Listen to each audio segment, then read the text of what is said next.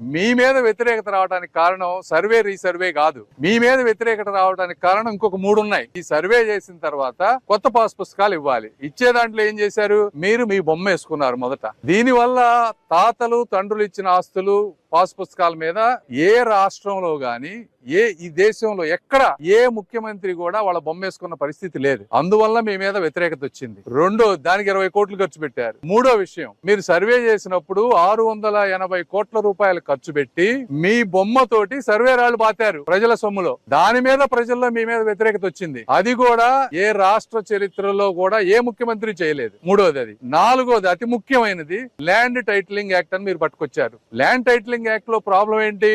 Land titling act లో ఏం తీసుకొచ్చారంటే, local civil courts లో ఎక్కడన్నా ల్యాండ్ మీద డిస్ప్యూట్ ఉంటే సివిల్ కోర్ట్స్ అన్నిటిని బైపాస్ చేస్తూ లోకల్ ఎంఆర్ఓ ఆఫీసుల్లోనే న్యాయం జరుగుతుంది, మీకు అక్కడే మీ కోర్టు కేసులన్నీ తేల్చుకోవాలనే విధంగా మీరు తీసుకొచ్చారు. న్యాయం కావాలంటే కేవలం హైకోర్టుకు మాత్రమే అప్లై చేయాలి కానీ లోకల్ కోర్టుల్లోకి వెళ్ళడానికి వీల్లేదని చేశారు. హైకోర్టులకు వెళ్లాలంటే ఫీజులు ఎంత ఉంటాయి? అదే విధంగా మీరు లోకల్ అధికారులకి పవర్స్ ఇస్తే రేపు మీ మంత్రులు ఎమ్మెల్యేలు వెళ్లి ఆ అధికారులని గనక భయాందోళనకు పెట్టి వాళ్ళని ప్రెషర్ చేసి మీకు ఇష్టమైన వాళ్ళకి మీకు ఇష్టం వచ్చిన విధంగా డాక్యుమెంట్స్ చేస్తే ఎన్ఆర్ఐల్ని అందరిని ఇబ్బంది పెడతారని చెప్పి జనంలో భయాందోళన వచ్చినాయి. అది చేశారు మీరు. అందులో ల్యాండ్ టైటిలింగ్ యాక్ట్ ఇంకోటి ఏం చేశారు?